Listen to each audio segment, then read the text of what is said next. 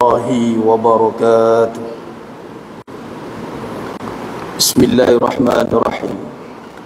إن الحمد لله نحمده ونستعينه ونستغفره ونعوذ بالله من شرور أنفسنا ومن سيئات أعمالنا. من يهده الله فلا مضل له ومن يضلل فلا هادي له. أشهد أن لا إله إلا الله وحده لا شريك له وأشهد أن محمدا عبده ورسوله. اللهم صل على سيدنا محمد وعلى آل سيدنا محمد وبيسر ولا تعسر بتمم بالخير. رب اشرح لي صدري ويسر لي أمري واحلل عقدة من لساني يفقهوا قولي. اللهم افتح علينا حكمتك وانشر علينا من خزائن رحمتك يا أرحم الراحمين. والله الذي لا إله إلا هو عالم الغيب والشهادة هو الرحمن الرحيم. والله الذي لا إله إلا هو الملك القدوس السلام المؤمن المهيمن العزيز الجبار المتكبر. سبحان الله عما يشركون. والله الخالق البارئ المصور له الأسماء الحسنى يسبح له ما في السماوات والأرض وهو العزيز الحكيم. ولا حول ولا قوة إلا بالله العلي العظيم. ولا منجا من الله إلا إليه. أما بعد. أيها المؤمنون اتقوا الله usikum wa iyaya bittaqwallah faqad fazal muttaqun. Sedang jemaah yang dimuliakan Allah Subhanahu wa taala, mudah-mudahan kita semua tergolong dalam golongan hamba-hambanya yang benar-benar bersyukur. Amin ya rabbal alamin. Alhamdulillah, syukur pada Allah Subhanahu wa taala pada malam yang penuh barakah ni Allah pilih kita lagi sekali untuk berada dalam suasana ketaatan.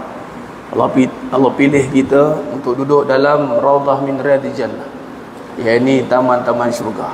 Mudah-mudahan Allah SWT pilih kita juga sebagaimana yang kita faham daripada hadis Nabi sallallahu alaihi wasallam, mafhum hadis, nak masuk syurga itu hanya dengan rahmat Allah. Ini bukan hanya sendiri dengan amalan kita. Amalan yang kita lakukan itu apabila diterima oleh Allah SWT, lalu Allah rahmati kita, lalu dengan rahmat itulah masuk kita dalam syurga. Begitulah kita datang ke majlis ilmu, majlis zikrullah, yang mana Nabi nisbahkan majlis zikrullah ini adalah raudhah min riyadil jannah, taman-taman syurga. Bermaksud kita dah ada dalam dah. Taman syurga itu berada di dalam. Kalau laman syurga itu di luar, laman di taman. Dan bila sebut taman syurga, di mana ukurannya? Itulah di Masjidin Nabawi. Antara maqam Nabi dan mihrabnya antara jadi tumpuan seluruh dunia. Nak masuk ke raudhah di sana, yang perlukan sekarang ni kena ada tasrih, kena ada keizinan. Kalau siapa guna visa turis visa turis setahun sekali dia masuk. Visa turis ni dia expiry date panjang kan? Tak macam visa umrah. Walaupun boleh pergi banyak kali dalam setahun tu, tapi masuk raudhah sekali.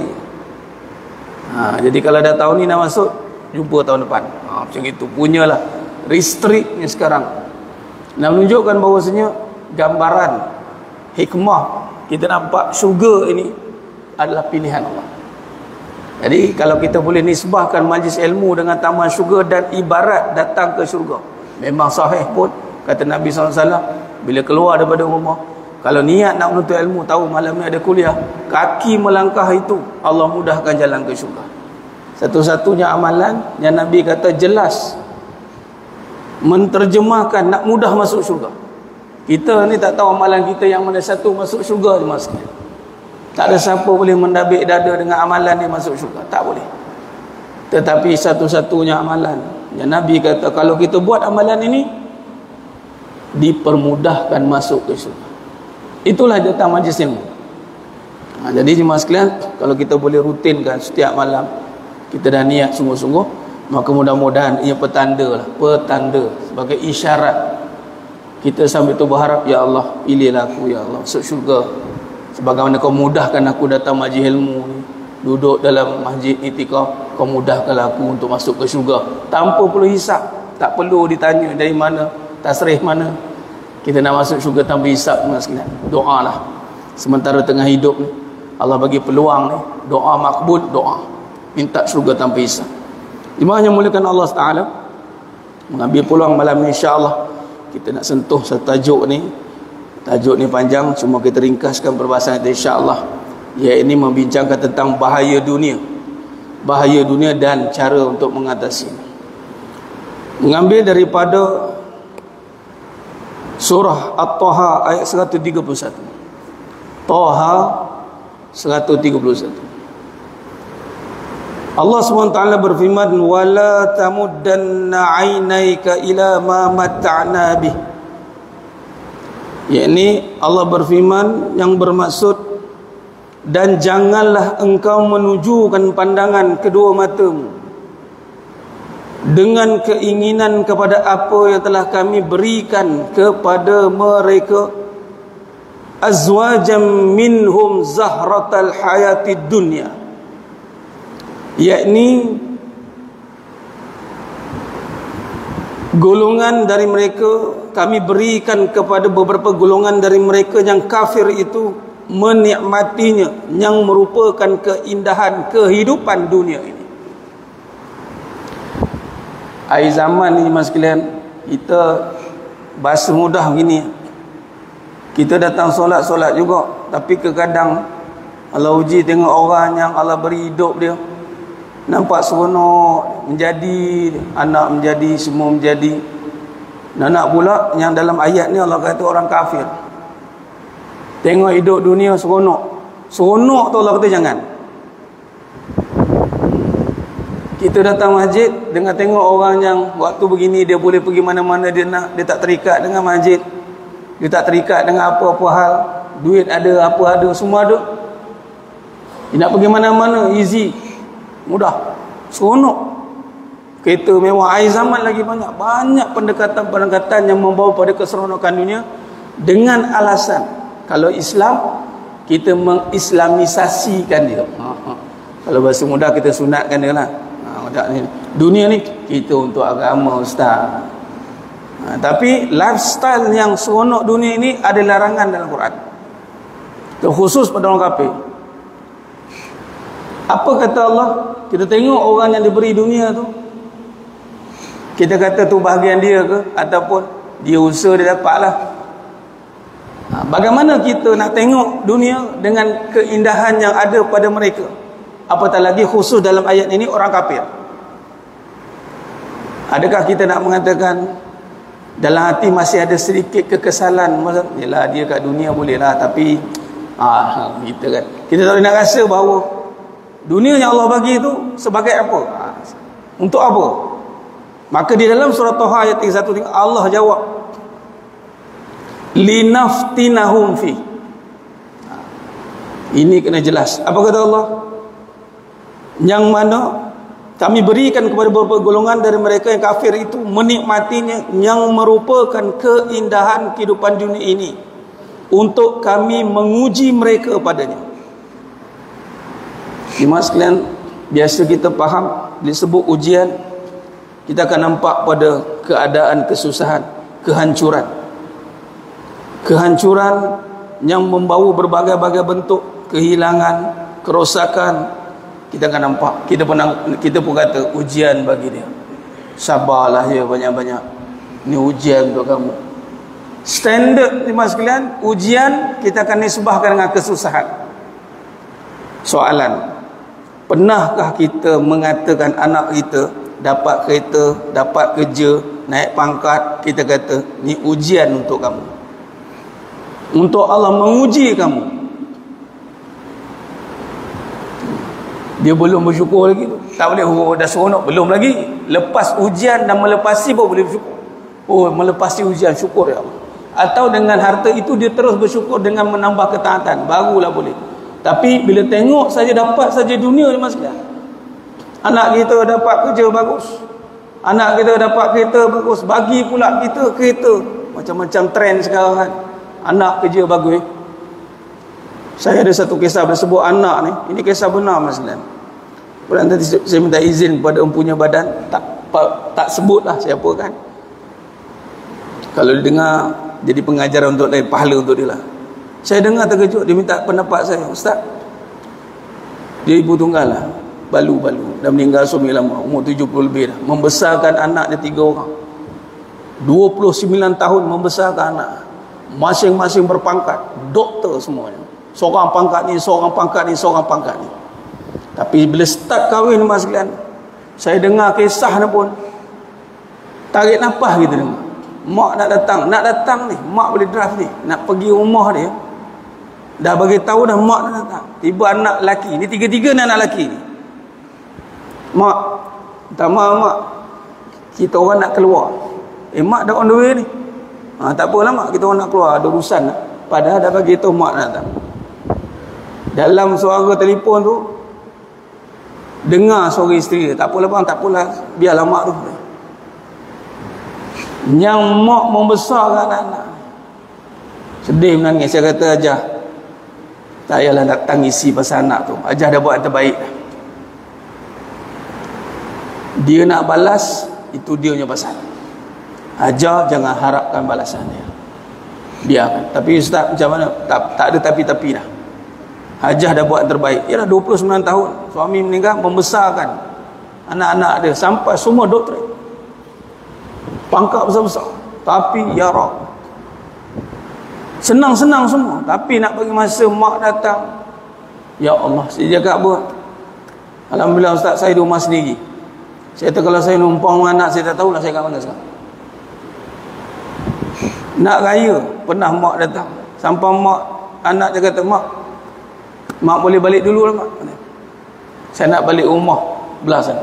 Dia boleh suruh mak dia balik. Saya dengar tarik nampak, saya cakap Ajah, kalau saya ada kapasiti cakap dengan anak-anak Ajah ni, saya kata lah, tapi nak buat macam mana. Kebetulan tajuk pagi itu kuliah doa menceritakan tentang memaafkan. Dalam fasal membincangkan memaafkan. Jadi kita sekarang mak ni maafkan je lah, maafkan. Dan maafkan ni dapat dengan Allah, masuk syurga je. Tak payah fikirlah anak-anak ni lah. Macam kita pergi jalan-jalan, dia fikir anak-anak sangat, tak ada pun. Kita pergi jalan je lah kadang-kadang.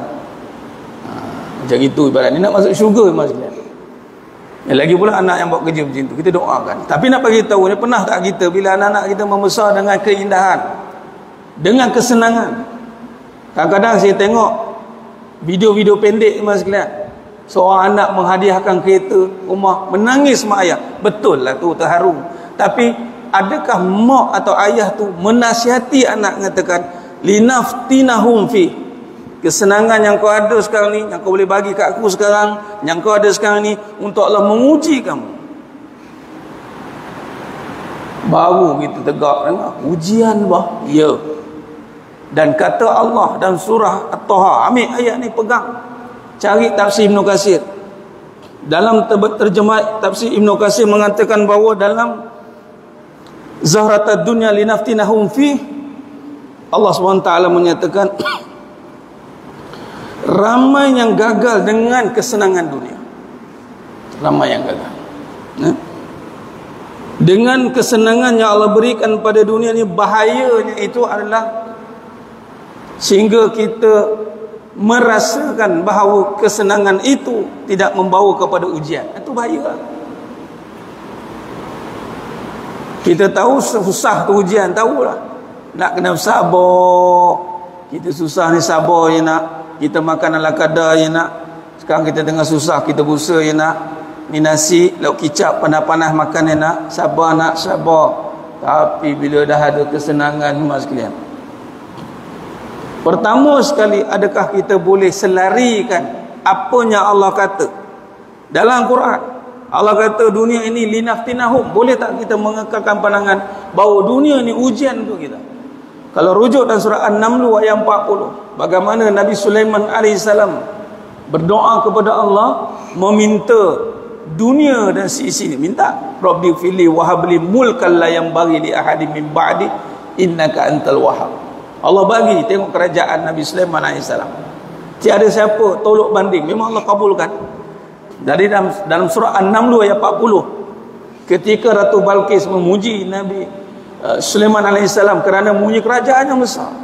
Barkhia ni, orang kanan Nabi Sulaiman AS, mengatasi Ifrit, mampu mengangkat istana Ratu Balqis sekelip mata. Hebatlah jemaah sekalian. Kita ada tentera yang macam itu, agak-agak macam ni. Kita ada orang kanan kita ni, dia boleh buat macam-macam.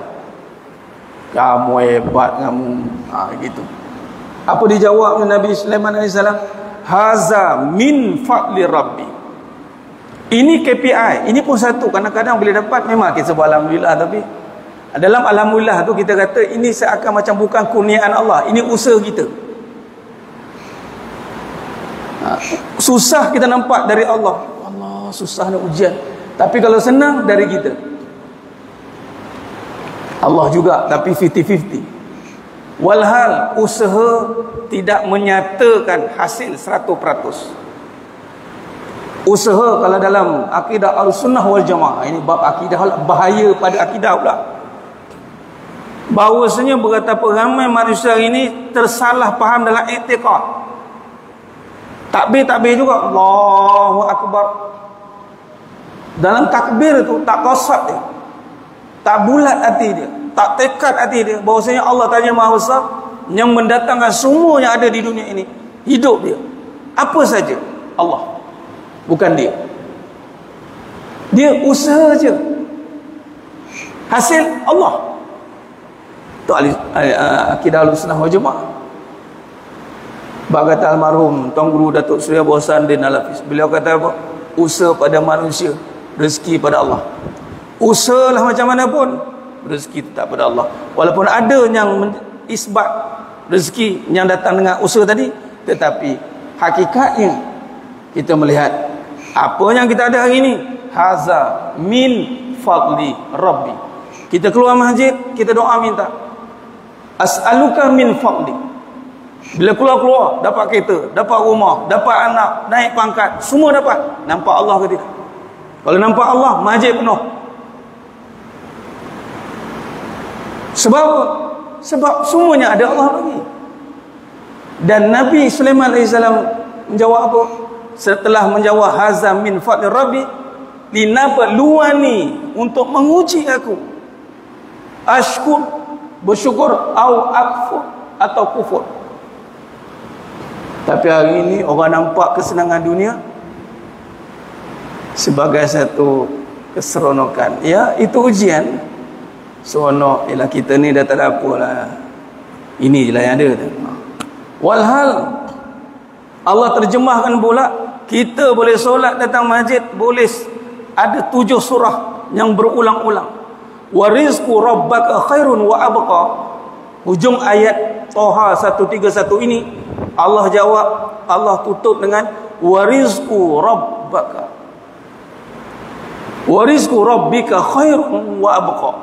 Rabbika khairun wa abqa. Ya, ini apa maksud?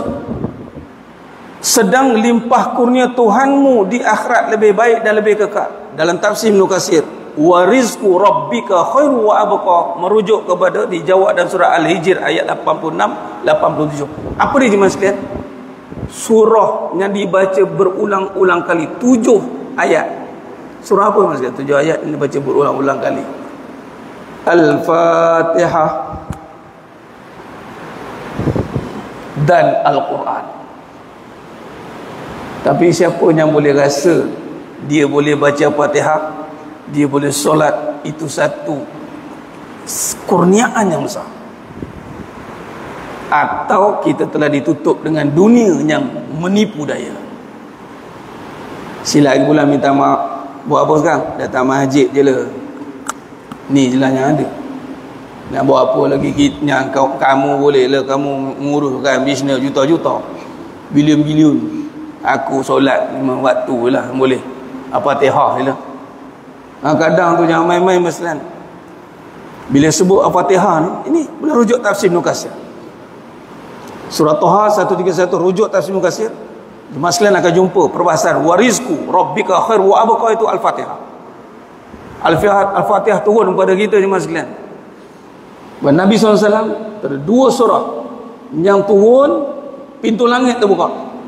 Tak pernah lagi turun pintu langit terbuka. Satu Al-Fatihah, kedua 2 akhir ayat surah Baqarah. Terbuka pintu langit. Dan Al-Fatihah dijadikan rukun dalam solat. Betul lah kita solat ni mi'raj kepada Allah. Terbuka pintu langit masalah.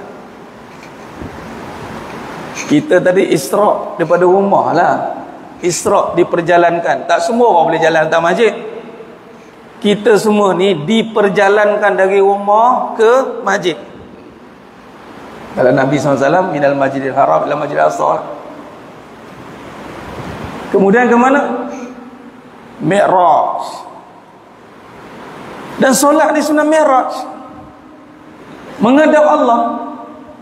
Solat menghadap Allah ni mas sekalian. Dengan Al-Fatihah apatah lagi, memang bercakap dengan Allah.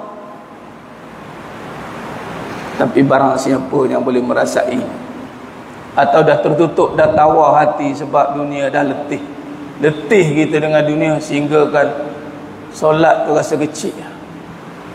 Walhal Allah kata solat tu besar.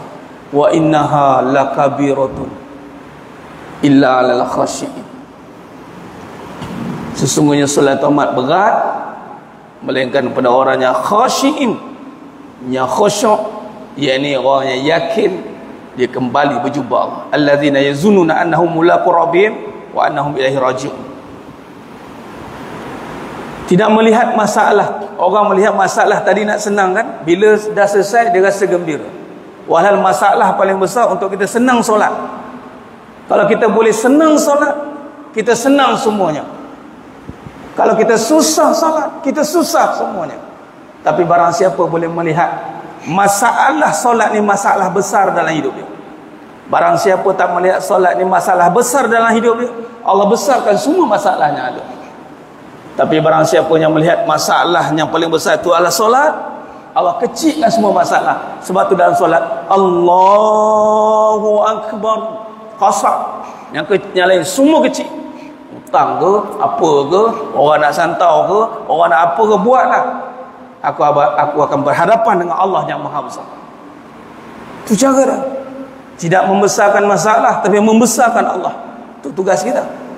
Tetapi berbalik yang tadi larangan, ada larangan rupanya. Dengan keadaan dunia akhir zaman yang mengembar-gemburkan perhiasan-perhiasan, seakan kita ni bukan tak boleh nak ada. Nabi Sulaiman mewah, Anas bin Malik radhiyallahu anhu mewah, Mus'ab bin Umair radhiyallahu anhu mewah, Sayyidina Utsman bin Affan radhiyallahu anhu mewah. Ini semua sahabat Nabi. Makmum Nabi SAW imam, makmum belakang di Khulafa ar-Rasyidin. Ni taikun yang duduk soh depan ni bukan sekadar milioner, bilioner.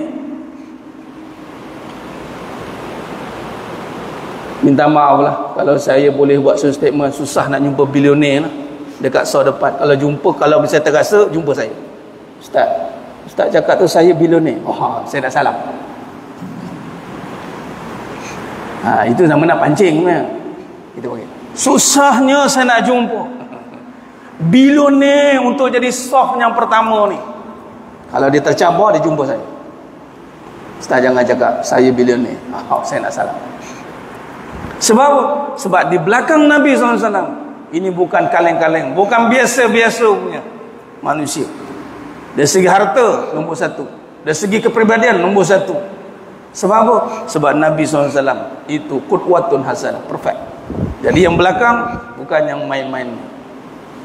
Jadi jemaah sekalian, jadi kita faham pertama larangan, jangan menunjukkan pandangan dunia. Nak dunia silakan, tapi jangan menaruh harapan bahawa seakan dunia ini memberikan kita satu kesenangan. Walhal dunia ini sekadar keperluan. Tuan-tuan nak pakai silakan, nak datang bawa helikopter silakan, nak pakai Bugatti Veyron silakan. Tapi jangan sesekali melihat nikmat yang Allah berikan, terutamanya iman, amal, seakan kecil. Atau tak boleh nak rasa. Macam mana kita boleh merasai nikmat dunia, begitulah sepatutnya kita boleh lebih lagi merasai nikmat akhirat. atau persoalannya apa perkara yang menghalang kita daripada merasainya. Macam kita dapat duit kan, kita seronok, betul lah tu. Dapat pahala takkan tak boleh? Mesti boleh. Tapi macam mana? Betulkan pandangan. Kita kena belajar untuk mentakzimkan. Belajar. Bila dah ada dalil ni mengatakan, tengok dunia, jangan tujukan pandangan pada kesenangan untuk ujian. Yang kedua, pastikan, ini saya terus kepada cara mengatasi. Tengok kesenangan dunia, ujian. Khalas. Susah ujian, senang ujian. Malah yang lebih berat, ujian senang. Sabar ketika susah. Ya Allah, beratnya susah. Betul, tidak nafikan. Tapi lebih susah nak sabar dengan nikmat Allah. Ya, ini nak taat, sabar dengan ujian, sabar dengan ketaatan. Ya, bila dah ada duit mas sekalian, takkan nak terikat. Dah ada duit, takkan nak terikat. I can go anywhere. Takkan nak terikat dengan 5 waktu pula. Ini tak boleh, aku tak boleh lah, nak kena masjid. Minta maaf cakap, kadang pergi sana, pergi tengok kan, suka cuti. Baguslah berjalan. Surah Al-Hajj ayat 46, Allah suruh pergilah berjalan temu ke bumi, melihat tanda-tanda kebesaran Allah. Allah suruh. Tapi jemaah sekalian, orang yang hatinya dah terpaut dengan kebesaran Allah, pergilah tempat yang indah macam mana pun, kalau tak ada pada itu dekat dengan masjid, dia akan tawar hati. Kalaupun dia pergi, dia make sure dia nak pergi masjid. Tak kisahlah nak pergi apa Pulau Redang ke Pulau Teoma, pulau apa pun, lantak lah apa pulau, satu malam 5,000 pun, dia kan ada kesenangan. Dia ambil helikopter, pergilah masjid, tak masalah. Kenapa nak terperangkap dekat pulau tu? Tak apa, kita jemaah lah kat sini, musafir kata. Tu alasan nama. Lepas tu kita dah ada duit. Bila ada duit ni lagi senang masalah. Selain bulan tuan-tuan boleh pergi balik setiap minggu, pergi solat Jumaat dekat Masjidil Haram. Umrah fast track. Pergi Jumaat, umrah balik, ziarah Nabi kejap, zoom balik. Ada duit. Ustaz, ada duit, kita tolonglah orang susah. Orang susah, kita tolonglah. Katalah kita ada 100 juta. Kita bagi 2, kita lebihkan untuk masalah umat. 60 juta kita bagi masalah umat. 40 juta kita guna untuk ibadat, untuk diri. Tuan-tuan ulah alik Makkah. 60 juta dah guna dah untuk bantu, tak ada masalah. Pergi tengok masjid ni, jumpa imam. Apa lagi nak diperlukan kat masjid? Kita ni payah ni nak dapat dana, nak konsisten, nak maintenance, sustainability. Kalau kurang kita kena 20,000. Saya bain 1 juta. 1 juta ni minus jadi fixed deposit. Nanti uruskan bulan-bulan dapat pakai untuk masjid. Itu. Tengok masjid. Dia take care dengan masjid. Kita kadang-kadang macam contoh kita rumah mak kita ni, anak lah pula. Seorang anak yang benar-benar anak lah. Tapi tak, kalau cakap macam ni kadang-kadang dia rasa macam mana? Bahasa begini, dia tak boleh senang selagi mak dia tak senang. Sepatutnya anak macam mana lah, rumah dia hebat, rumah mak dia biasa je, macam tak senang hati dia. Tak senang hati dia. Jadi kau boleh dia, apa yang dia pakai, dia nak mak dia pakai. Kalau dia tidur tilam bono ke apa, mak dah tilam bono. Macam itu. Kalau tak boleh, kita standard level. Kalau boleh lah. Begitu kat masjid. Kalau rumah kapit tenggelam, masjid kapit tenggelam. Itu cara dia. Kapit ni masjid kena zuhud Ustaz. Lepas tu rumah. Itu cara. Rumah tenggelam, masjid kita kena zuhud. Zuhud ni hati tidak terkesan dengan dunia. Ada dunia tapi tidak terpengaruh dengan keindahan dia. Macam tadi, ada dunia kita pergunakan dia. Ada kemudahan kita ambil kemudahan untuk memudahkan perjalanan kita. Jadi ini yang pertama. Imam Hasan Al-Basri rahimahullah ta'ala alaih mengatakan bahawa bahaya dunia ini dia akan membawa pada cinta. Ini bahaya yang kedua. Bahaya utama tu kita salah faham. Kita tak faham dunia ni ujian, kita anggap benda tu biasa. Walau di ujian, dan Allah kata ramai yang gagal. Yang kedua, kata Imam Hasan Al-Basri rahimahullah ta'ala alaih mengatakan hubbud dunya ra's, kepala, kulli khati'ah, cinta kepada dunia kepala bagi segala kejahatan. Macam mana boleh cinta dunia kepala bagi segala kejahatan? Baik, bila kita cinta pada dunia, kita mula melihat dunia itu besar. Itulah. Dia cinta pada akhirat, kita membesarkan akhirat. Dia tak ada dua cinta serentak. Ini baru betul perbahasan, tak ada dua cinta. Kita hanya cinta akhirat tapi tidak mencintai dunia. Ataupun bahasa mudah, kalau ikut perbahasan, membenci dunia. Macam mana nak benci dunia? Bukan buang dunia. Benci bermaksud kita tahu sifat dia boleh merosakkan kita. Ibarat racun kan, kita ni peladang tanam musangking. Saya pernah jumpa ni jemaah ni di satu tempat, dia ada ladang musangking. Allah, pokok musangking 2000 pokok. Saya cakap ni sekali dia harvest ninja. Racun ni berguna untuk kebun, tapi dia benci kepada racun tu. Sebab apa? Nanti akan jadi berbahaya. Tu masuk benci tu. Dah? Oh, isyak dah. Isyak dah. Azan dah. Seminit. Okey.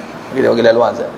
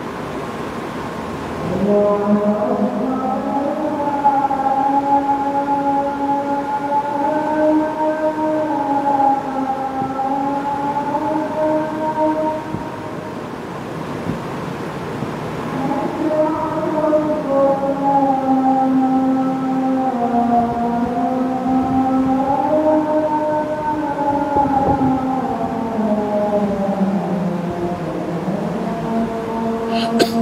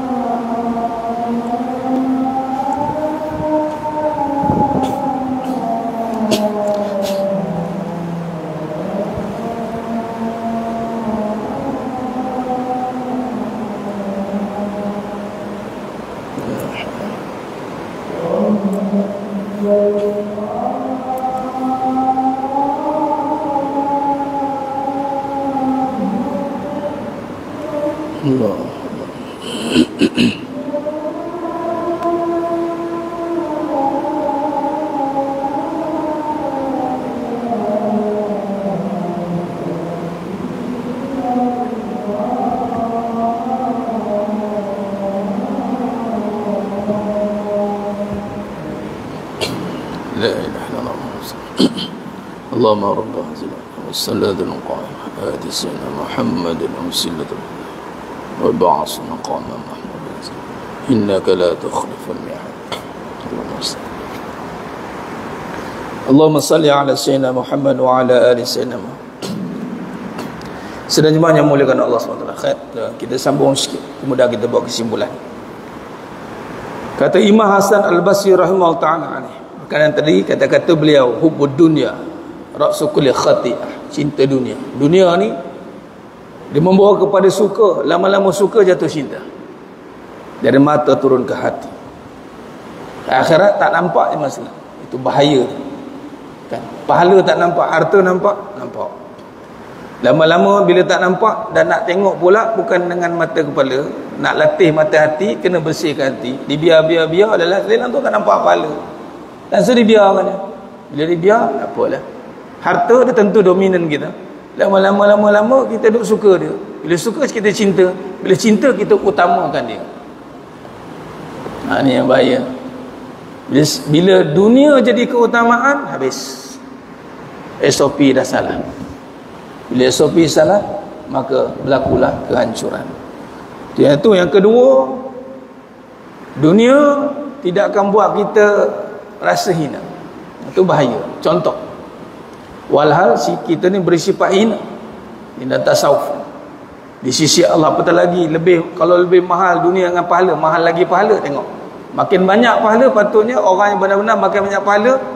Bila Allah pilih dia untuk dapat pahala, kesan pada hati dia, dia jadi hamba yang tawaduk, khuduk dan tawaduk. Dia akan jadi orang yang hauna. Tengok, pahala lebih mahal pada harta, tapi banyak pahala, dia menunduk dia.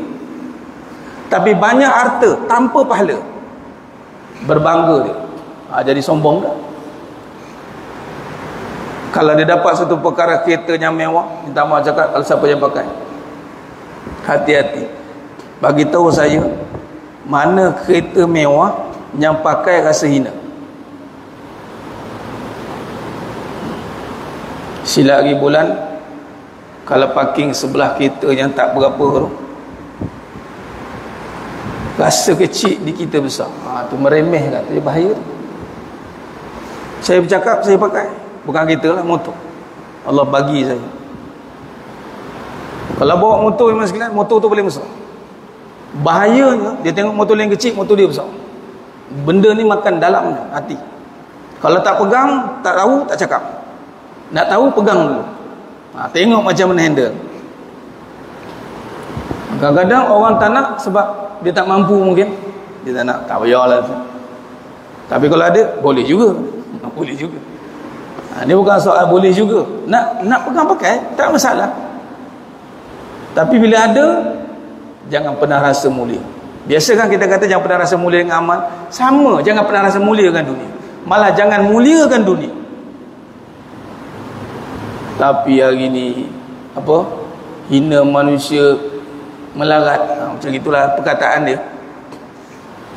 Biar apa-apa asal bergaya, Orang kalau tak ada duit cakap abuk pun tak ada. Bila ada duit, tu dia nipu pun jadi. Pakai contoh kan, nampak mana bahaya? Masuk kata duit dunia mewah macam mana, keperluan saja.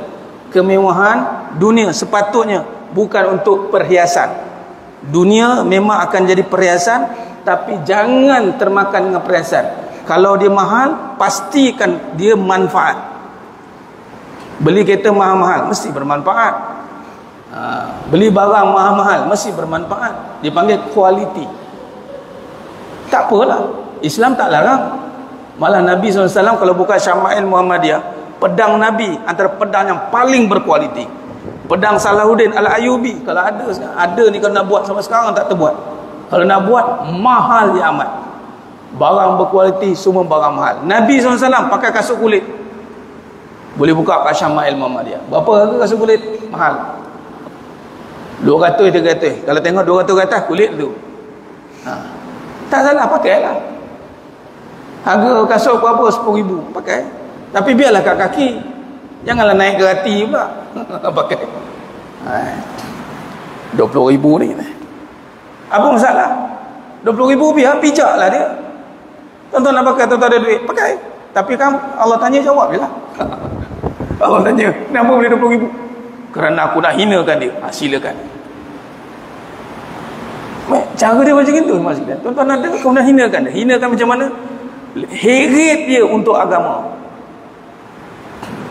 Jangan dia corakkan kita pula. Tuan-tuan nak pakai kereta apa, keluar kau pakai serban, keluar pakai, bawa kereta Lamborghini depan, keluar kau imam pun. No, imam faham tak? Aku macam ni lah, Lamborghini lah, biar dia kat parking tu. Ni kadang kalau pakai kereta tu dah rupa pakai cap lah. Kenapa? Kita kena serasi kan. Rasa kalau pakai macam ni rasa macam tak kena lah pula. Dan lagi kalau naik motor misalkan, saya tak kira. Saya naik hari lagi saya buat kereta, saya naik motor ke Jubah, saya angkat ni, saya lipat ngang gulung. Kadang tu orang tengok, bila kadang-kadang pergi minum, kita buat saja nak ngena, turun-turun dah Jubah ambil kopi sebat rap macam orang pandang macam itu. Ini aku tak ada jumpa lagi. Ya, memang tak nak jumpa. Kebanyakan kalau dari dunia, kita akan ikut rentak dia. Jangan. Jadi kesimpulannya mas sekalian, hadis satu lagi hadis yang menunjukkan bahaya dunia. Daripada Abu Sa'id Al-Khudri radhiyallahu an, bahawa Rasulullah SAW bersabda, "Fattaqud dunya wattaqun nisa, fa inna awwala fitnat Bani Israel kanat fin nisa."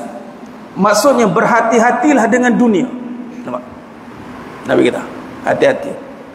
Dan berhati-hatilah dengan fitnah wanita. Dua. Fitnah wanita pun sama ranking juga.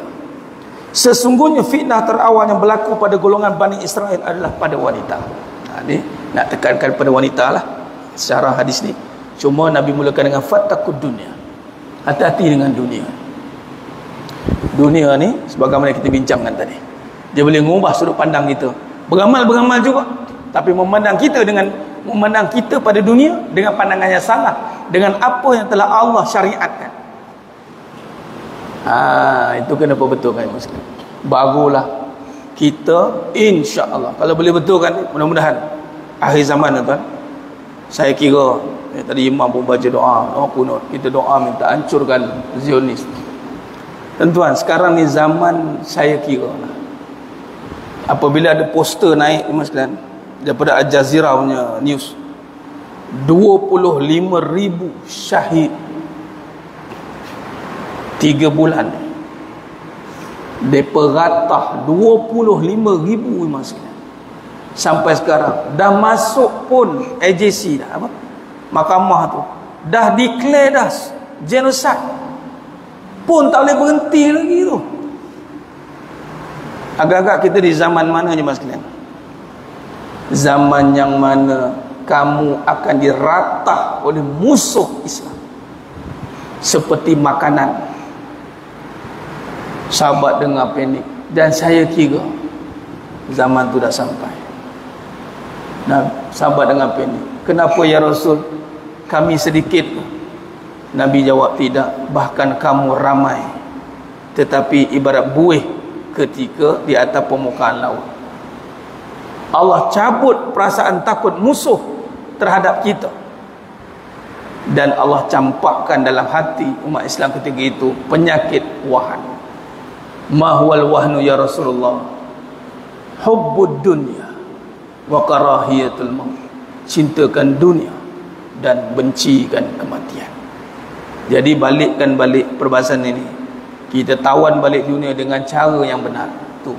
Mudah-mudahan dalam hati dapat balik kekuatan, kemudian kita bangkit kembali, menakluki kembali dan mengembalikan kedudukan Islam kembali diangkat di akhir zaman. Wallahu a'lam. Itu saja untuk perbincangan kita malam ni. Mohon ampun maaf daripada saya atas kekurangan, terkasar kata tu kurang bicara dalam penyampaian. Hanya Allah Ta'ala sajalah yang mampu menyempurnakan perbahasan kita pada malam yang penuh berkah, sehingga kita bertemu lagi pada seri akan datang. Aku qouli hadza wa astaghfirullah azim li wa lakum wa bila taufiq wal hidayah. Wassalamu alaikum warahmatullahi wabarakatuh.